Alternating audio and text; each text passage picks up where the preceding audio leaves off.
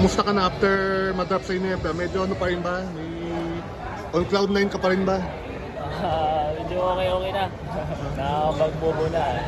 Siyempre, excitement ako dun sa mga sa ensayo kasi nakasama ko na yung kuya ko, ina-idolize ko. Yun, thankful lang din ako yung hanggang ngayon. Hindi pa rin makapaniwala. Pero, yun lang. Great experience na talaga na tiwala din ako dun sa sipag na ginawa ko eh. Yun lang naman yung nilook forward ko eh. Kaya nangyari din yung opportunity na to. Kumusta yung reception sa'yo ng team? Simula nung pumasok ka? Okay naman. Kumusta naman yung sa mga adjustment sa play, yun lang naman yung kailangan kasi nasa adjustment pa rin ako.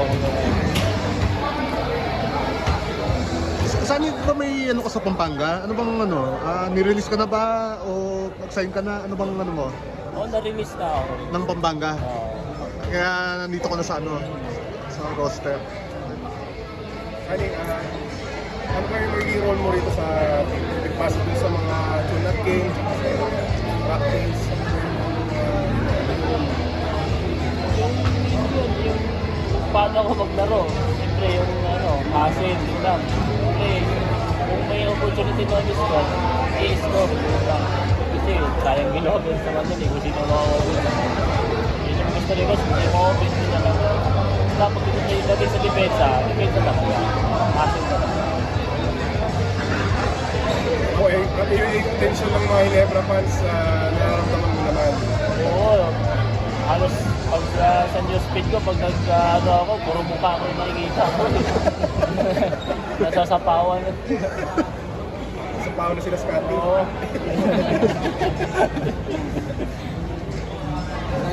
Dani, may sinabi ko sa iyo sa Christian na parang gusto niya makita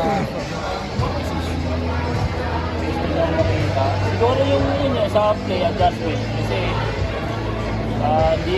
never ako nag-play na nakapag yung play na triangle offense. Ngayon pa lang, kaya siyempre yung adjustment lang. Mabilis naman yun pag mabilis ko na makuha yung mabilis na lang. So, parang mas magaan na lang maglaro kasi kabisado mo na yung paano galawin. Kasi nabilis mo lang nag-isalo 2 weeks pa lang ata. Saan pa rin triangle, gusto naman para sa'yo? Triangle offense. Maganda yung triangle offense. Lahat ma-open, lahat makakatira. Maganda nga. Sabi naman mabigat yung expectation na magkakasalita. So, paano mo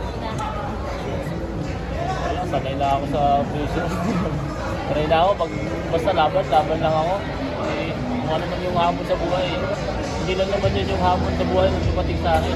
Mas matindi pa doon. Kaya kung ano man yung ibibigay sa akin ng mga tao, kung ano man yung sinasabi nila, siyempre, focus pa rin ako. Sino ako? Paano ko dadalhin yung sarili ko pagdating sa mga ganong situation?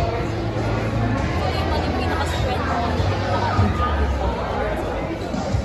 Yun yung rebound, gano'n, hustle. Yun, sabi ko nga, give na lang yung yung pensa. Kasi lahat naman yan ma-open. Pag ako open, itira talaga. Sani, binigyan ka ni Scotty ng Binigyan ako. Ba't ka binigyan? Wala. Hindi ko alam eh.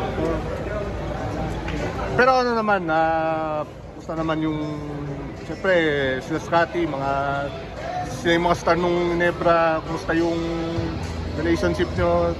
Ina-guide ka ba o ano? Oo, purong mabait nila. Talagang may magkakamali man ako, kung sa ensayo, pinakausap talaga nila ako, ganito ganyan, para mas mabilis yung progression ng nilalaro. Pinag-guide nila ako lahat, nababayad nila lahat. Talagang walang halong walang halong okay talaga magbabayad.